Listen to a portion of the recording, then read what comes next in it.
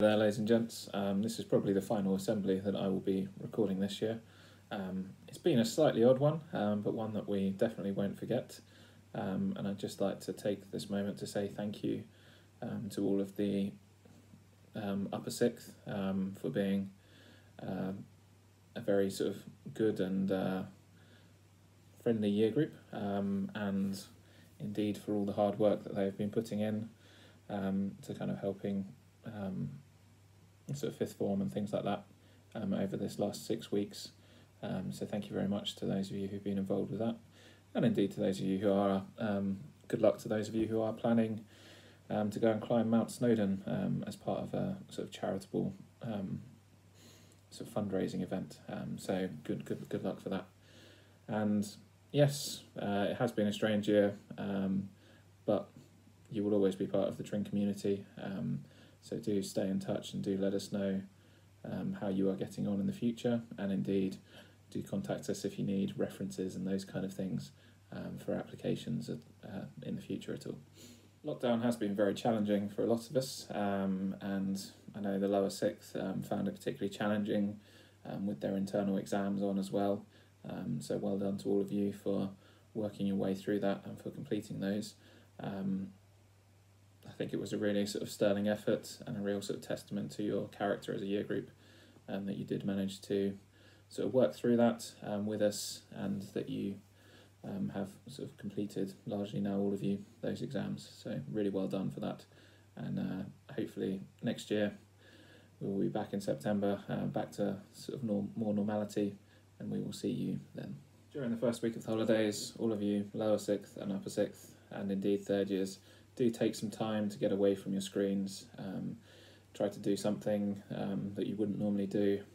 Try to get outside a bit, to sort of give yourself a break away from your screens, because I know we have been on them quite a lot during this time.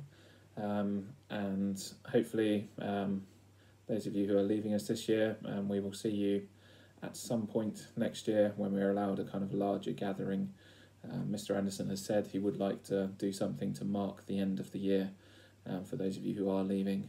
So watch out, keep checking your emails and things for details of that when we are able to publish them. And lastly, this is some footage of me and a couple of friends having a socially distanced barbecue, even in the British weather, just to sort of show you that it is possible to have fun even if the weather doesn't cooperate. Oh, I've got this around my waist if you want to put it in your lap. That's alright, got it. This is getting wet though. British summer. So this last little recipe is a little pain au chocolat recipe I got off the BBC Food website. It's a fairly similar process to the one I showed you a couple of weeks ago for the creation of the pastry for the sausage rolls.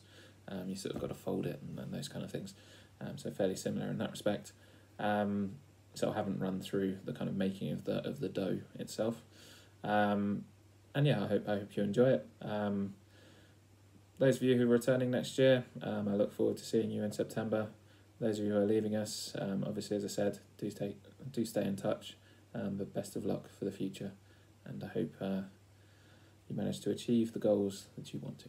So once you have made the pastry, if you cut it into little squares like this one, you can then make pain au chocolat and simply place a couple of little pieces of chocolate. I've actually got some chocolate battens from a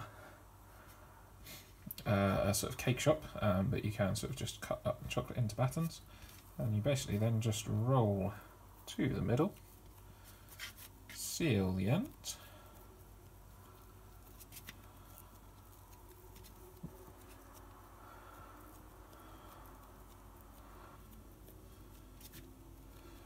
and then that is one little pain au chocolat.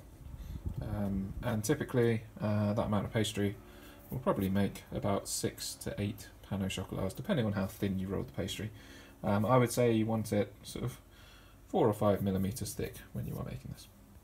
So spread them out on your tray and then preheat your oven to 200 degrees centigrade, and you'll want to bake them for about 10 to 15 minutes until they are lightly golden on the top, and you will also notice they grow and expand somewhat.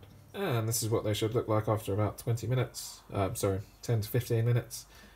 So take them out of the oven and they are then ready to serve.